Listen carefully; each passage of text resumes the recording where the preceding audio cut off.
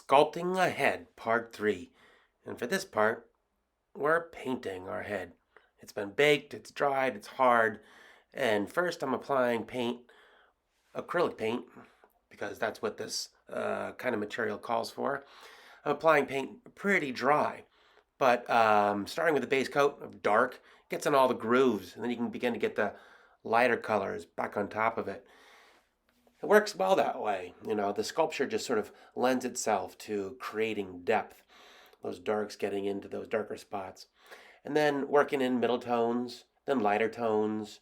I like this idea of having, although flesh can be fairly simple, I suppose, when we think about using one color, though, we get a really kind of a boring object. Instead, we want some depth to our colors. So using all these layers just in the end is going to create so much more richness.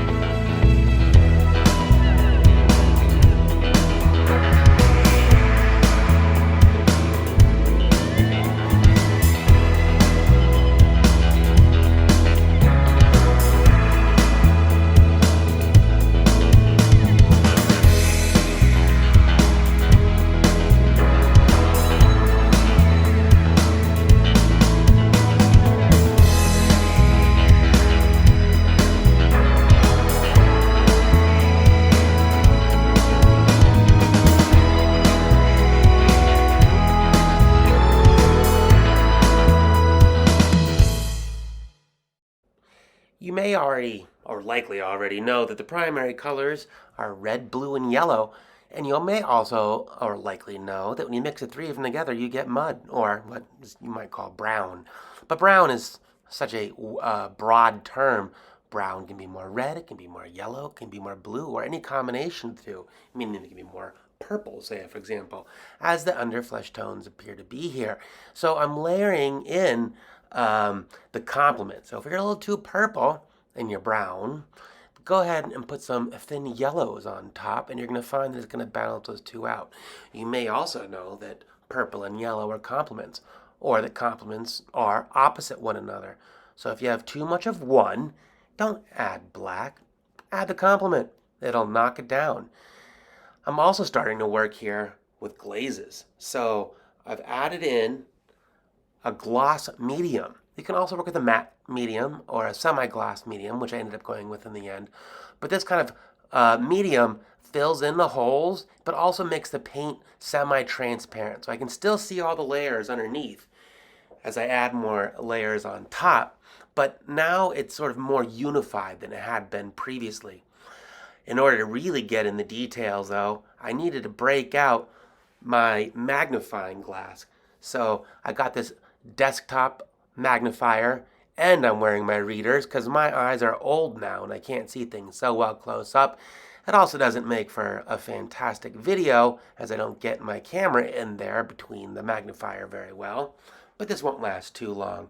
There are some really teeny details on the side of the eyes, in the nose, in the mouth, etc., that take this really fine brush and some significant magnification. They get the kind of control that I'm looking for.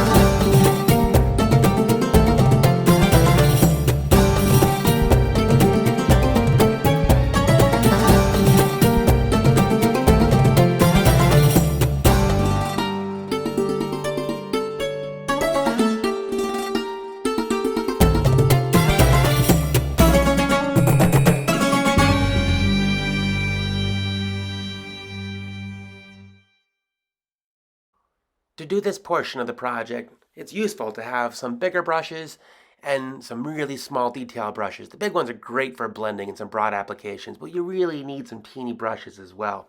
Also, keep in mind you can get whatever finish you want in the end. Semi-gloss, gloss, matte, whatever finish you want, you can get. It's up to you. Again, have fun.